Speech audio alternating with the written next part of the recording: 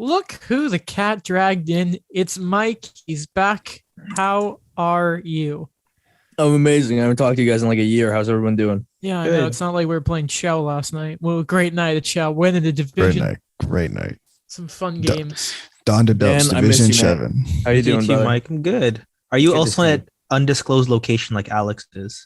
Yes, I am at the undisclosed Let me make sure no one sees. I'm an undisclosed location, working hard today, as you can tell. Mm-hmm. Working hard or hardly working? There's no difference. So this is the third of our trade deadline previews with the pals, with the lads as we call it. It's going to be the final one, unfortunately. The fourth one didn't work out with Montreal. The best for last. Yeah, of course we had to. And to talk Always. about the New York Rangers, and we actually have a trade to talk to with this guy. I already introduced you. I don't know why I'm doing it again. He has the Rangers hat on. All right, Mike, first and foremost, it's a bit of a nothing deal. It's a fourth round pick for Frank Vetrano. Apparently the condition on it is the rate. I guess New York have Winnipeg's fourth as well, and the higher pick ends up going to Florida in the deal. Pretty sure it's the later pick. Is it the later one? It's the later one. Okay, Yeah. well, Florida Panthers are weird. Well, Florida are clearing room, but what do you think of Frank Vetrano? You know, I like it. I really like it. And you guys have seen me react to some of Chris Drury's moves over the past year and a bit. Most certainly you guys have seen me rip my hair out.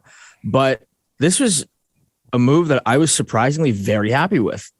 And, you know, the Rangers are getting, you know, it's no secret that the biggest problem that the Rangers have had to deal with this year is depth. Their depth has been, well, pathetic. So for them to be able to go out and acquire somebody who would fit, I think would fit really well on those bottom two lines. He's not big. He's 5'11", but he throws his weight around. He plays pretty nasty, but he can score. Like, one thing people forget is that Frank Vetrano's had to deal with a bunch of injuries over the last few years, and he's never really been given much of a shot to to thrive a lot. Like, he had one great year with Boston where he's proven that he is a 20-goal scorer. He's almost a 25-goal scorer. And for him to, you know, he was part of this is two trades now. That the first time that he was traded out of Boston to Florida is because they needed space for Rick Nash. They needed space apparently for Brian Giunta. There's too much depth that they were going to lose him on the waiver wire. And then the second time around now here, you see that Florida is all in. They're looking at Claude Giroux. At the very least, they're looking at some big fish players that they can get. So, you know, the biggest thing is that somebody needs to play alongside Artemi Panarin and Ryan Strome for the next few weeks until Kako comes back. Because even though Kako hasn't been amazing this year, he somehow still stabilizes that second line. And Dryden Hunt has not been the solution to that. In fact, it's actually, you know, the guy works his bag off, but it hurts to watch him sometimes. So, you know, I think it's good to have him as a temporary solution potentially to throw him on that second pairing line. And then once Kako comes back, I say shift him down to the third line. And there you go. You can eliminate either one of Dryden Hunt or Greg McKegg from the lineup. So the most important thing is I think this is the first of a couple rooms. I don't think Frank Vetrano is the only answer and the only acquisition they're going to make in terms of addressing their depth. I think there will be more moves to come, but I like this move a lot. It also- Caro. Sorry. No, I was going to say it also helps. He's Italian, right? So He has the most New York name, eh? he does. He does. Hey, Frankie Vetrano. Trano. Exactly. Alex, he talked about Kako, so if you want to go. Oh, yeah. I I'd be curious because I think with two guys in particular, Kako and Lafreniere, because obviously they're both first overall and second overall picks, and they haven't had, let's say, the best of times coming to the NHL in terms of living up to all that hype that they received coming in, which is typical for a first and second overall pick. Like that's nothing new. Look at Jack Hughes. Right. Exactly. Look at Jack Hughes. How have they been this year? Like this is, I think, their third and fourth year in the NHL respectively. So like, are they different? Are they better? Or is this going to be a longer term thing of them eventually reaching that potential that we all gave them? Well, the crazy part is that over the last year and a bit, I think the stat is out that Alexi Lafreniere leads the Rangers in even strength goals, which was nuts to me. It was nuts. And even so, he's looked a lot more comfortable this year. You know, he's not himself putting up a bunch of points, but he's scoring some important goals and he's contributing a lot. I mean, Mika Zibanejad is the center of that line, but Lafreniere is right up there in terms of generating chances. And he's one of the biggest reasons that, you know, in August, you could have told me that if you were going to tell me in August that Chris Kreider was going to be a 40-goal scorer this year, I would have laughed in your face. But the reality is he has 39 goals. He's going to hit 40. It's just a matter of if, or it's a matter of when. And Lafreniere has been a big part of that. So I think he's poised for a breakout. I think it'll come. I think especially once he gets the taste of playoff hockey, so he learns how to play harder, what it takes to play at the next level. I think that'll light a fire under him. But Kako has been a bit of a, I don't want to say a letdown, but he's had to deal with some crap. Especially this year, he's had to deal with a couple injuries. But you know, the one thing that I've noticed a lot is that his absence has been pretty major. Like pretty major. I didn't expect it to be this bad, but you know, despite the fact that he's not putting up on the score sheet, he's still doing the little things that matter. He's still winning some battles. He's still making some passes. Overall, he is balancing out that second line with Panarin and Strome. And obviously Panarin has the gifted ability to make players around him better, but it just shows in his absence. Like I mentioned, Dryden Hunt is in there. And it just has not really worked at all. I mean, granted, Strome has finally started to look a little better. He's started to put up some points the last little while, but without putting up points or doing much, Kako still very much is an important part of that line. So his absence has been felt a lot. The thing is, the numbers aren't eye popping, but when it counts, they are important players that are, they're important. They balance out the chemistry of these lines so that they're not too overcrowded. And, you can't ask for more of them. Hopefully they start to put on some points and break out, but they're doing a good job. By the way, to put in perspective how young they are, Kako is only 21 and it's his third year. Yeah. It's Lafreniere's second year and he's 20. So young men. Go ahead, Dan. So Mike, it was pretty interesting when I saw the Frank Vetrano trade is leading up to the deadline. We're going to talk about specific names after, especially Adam. Oh, yeah, we are. Yes. But for me, I hope you love it, Mike. Okay. I guess like in the lead up to it, or just more broadly speaking, where do you see the Rangers this year in terms of a potential playoff run and what they should be doing at the deadline to kind of maximize that potential for the year? Yeah, I think one of the biggest things. Let me just. So I can see you guys. Yeah. So, one important thing that I think we got to look at this year is that the Rangers are not supposed to be here. They're not supposed to be this good. They're not supposed to be doing as well as they're doing, but they are. So the thing with me is that, I wouldn't really want to go all in if I was the Rangers right now. I mean, by the grace of God and because of a man named Igor Shesterkin, they're in a playoff spot and they're going to be battling for that playoffs, like the top, a higher seeding against Pittsburgh. But this by no means is a win now year. I think if they get into the playoffs, I think honestly they'll lose in the first round, even if they play Pittsburgh as a higher seed, because Pittsburgh just has that much more veteran experience. They have like multiple cup winners on that team, like multiple time cup winners on that team. So I think it's just important that, you keep shoring up the depth, but you don't give away too many of the assets. Like I think Ben Sherratt is a good acquisition. And I know that is something that Adam wanted to hear. Do I think the Rangers should splurge and give up a first round pick? Absolutely not, because like maybe a second, maybe a third, but not a first round pick. And, we could see what the market is like after that Manson trade. You just blue balled me hard, by the way. I know you did. But then there's also guys like, Artturi Lehkonen. if you can Blueballed me again. Very good. Just steals my questions. Yes. I mean, those are two guys that I would want on the team, but they're not guys that I'd want to sell the cupboard for. One thing that we looked at is that people are like, oh, well, I mean, people have thrown first round picks around. Tampa threw a first round pick for Blake Coleman and a prospect for Blake Coleman, and they threw a first round pick for Barclay Goodrow. Okay, well, they were in win now mode with the second best goalie currently in the world and one of the best top sixes ever, and Victor Hedman in that decor. While the Rangers have a great decor, minus the bottom pairing, and they have a pretty good top six, they're not by any means in win now mode. So I would focus on trying to get rid of Vitaly Kravtsov to get somebody in that wants to play. Maybe even a guy like Rickard Rakell. That's still a stretch for me, but I would even go for a guy like him or Kalle Jarnkrok. But I wouldn't want to start selling the cupboard right now. This is not the year. Okay. This is just my follow-up is you've mentioned Vitaly Kravtsov, but along with him, what other assets are you comfortable with giving up at the deadline to help the Rangers with shoring up that depth?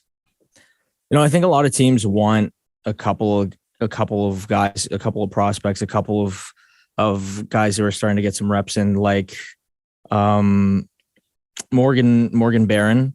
He's a good two-way player. He's somebody that the Rangers have received some calls on.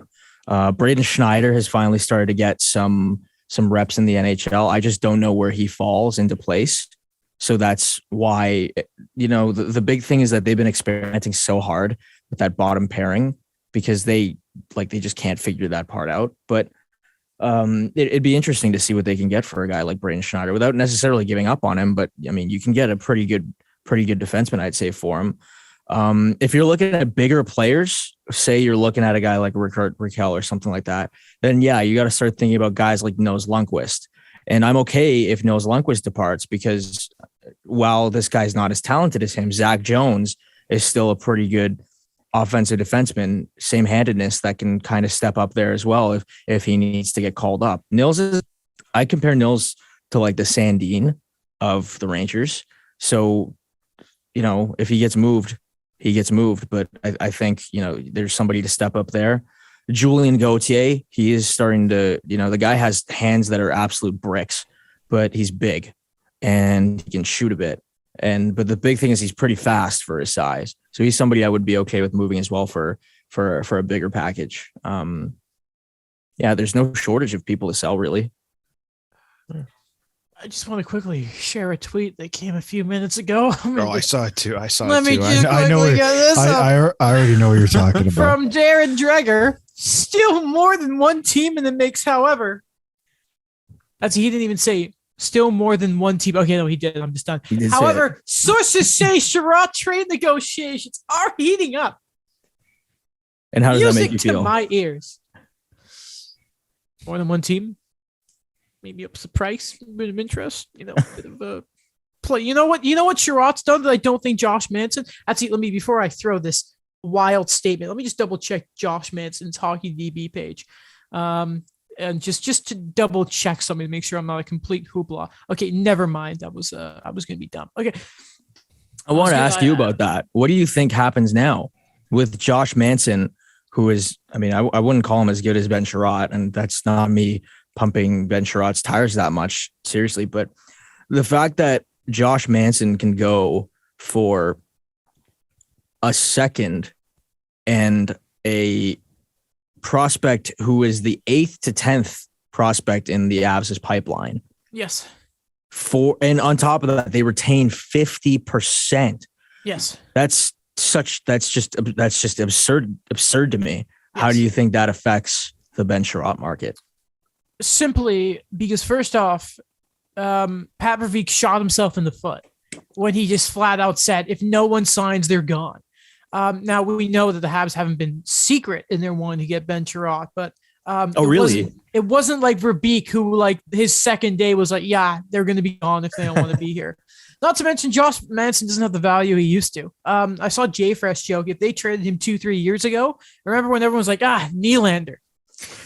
Not to mention, I don't think we've seen we haven't seen in Josh Manson. we don't have the body of work in so many top pair minutes that you would bench Sherrod. No, I'm not saying Daniel, are you going to let him? Are you going to let him do this to your guy? You're going to let him do this to your guy? No, hold on.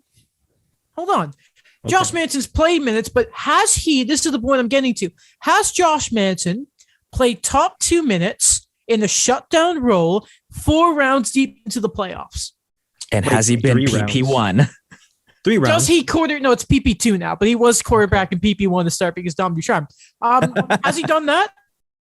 How many OT game-winning goals has Ben Sherratt? Okay. Does Manson have? Because Sherratt's had a few this year. 9 points in 10 games. He can do it all. Wait, I thought we're not allowed to pick and choose when an amount of games. Though we Alex, decided we that both last know that I episode. like moving the goalpost for Ben Sherratt. Well, Adam liked to do this because Mike, he mentioned the names really early on before Adam's question. So this is the new content. This is revenge. No, it's just because, legit, my 2 questions were Lekin and Sherratt, and you just blew by them. But no, like, even if they get a second in the prospect, I'm still cool with it. The thing is, it's interesting if Calgary called, because Calgary shouldn't be calling them, because, unless they're willing to pay the price, because Calgary know better than anyone because he was close to getting dealt in the Toffoli deal. So if you're Calgary, don't waste my damn time. And their pressure is on a team like Calgary because the team in their conference just suited up. This is how, if you're smart, you can put the pressure on and realize, okay, they're suiting up. You have to now. And I know there was reports, I think Frank Saravelli said that that the original asking price for Toronto was a second. Ben Sherratt's crazy, but there was precedent. I always screw that up. There was precedent last year with the Savard deal. Respect to Frank for Toronto? No, that guy's a guy who was like 4th line time with the Panthers at the point. So, but anyway, it's about you here, Mike. It's about you here. All I know is I've gotten my Ben Sherratt quota in for a guest. So I've done my part. Okay. And yeah, you took Lehkonen. I can't actually ask anything. You didn't ask me what I would take Lehkonen for.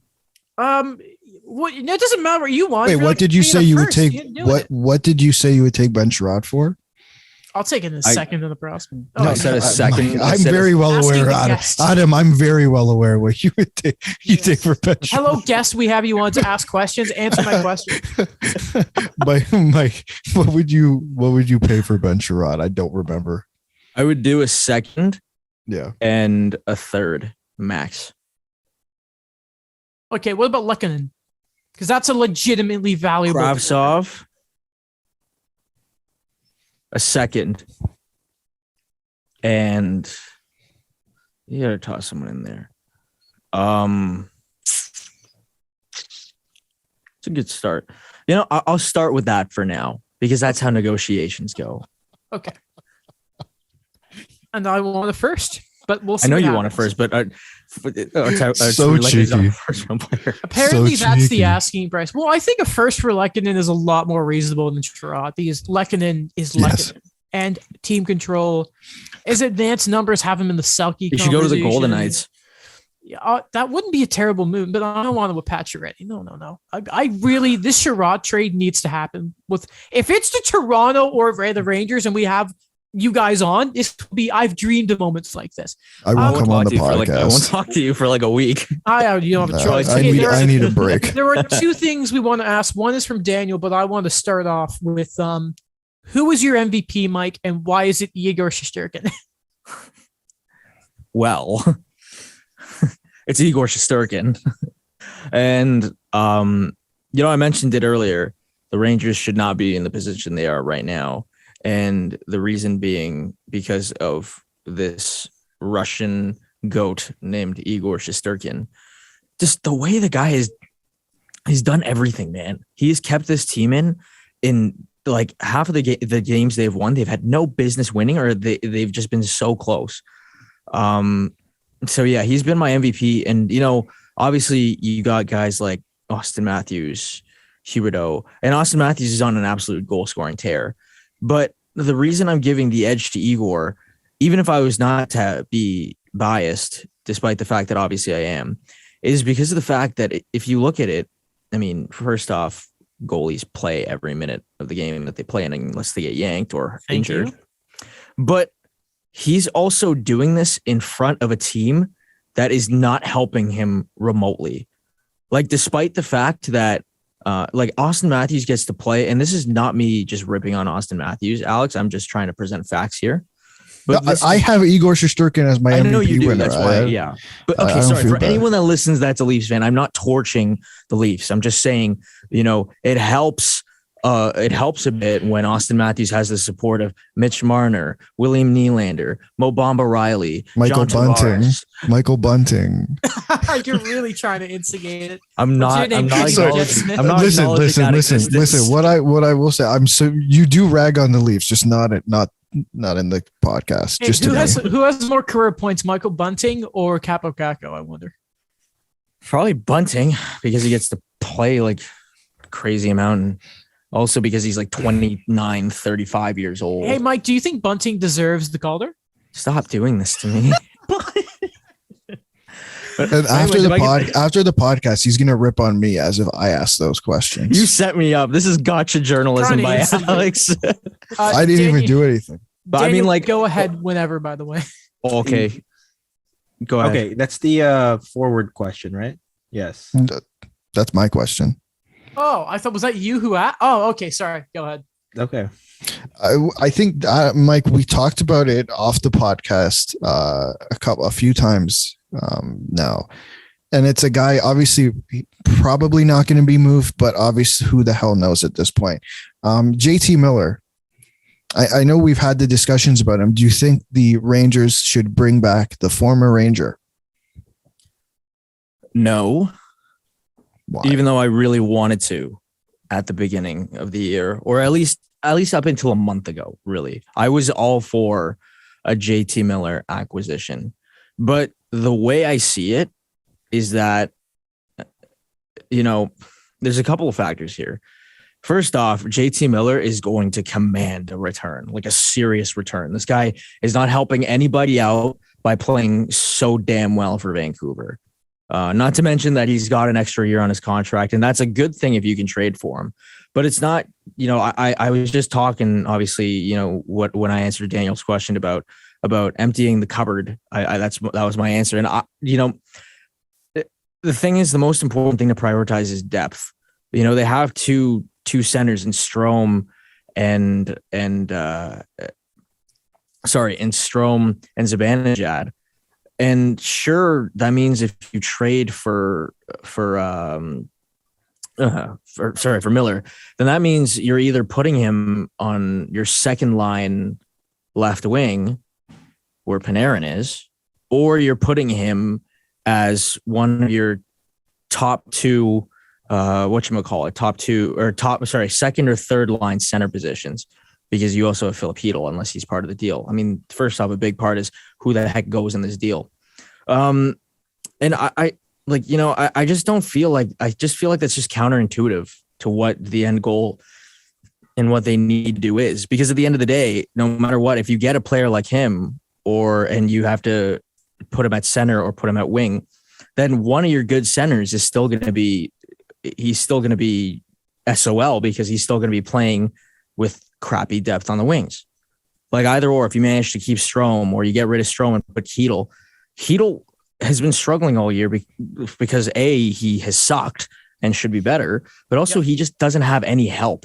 Like, I will give him the benefit of the doubt on both sides.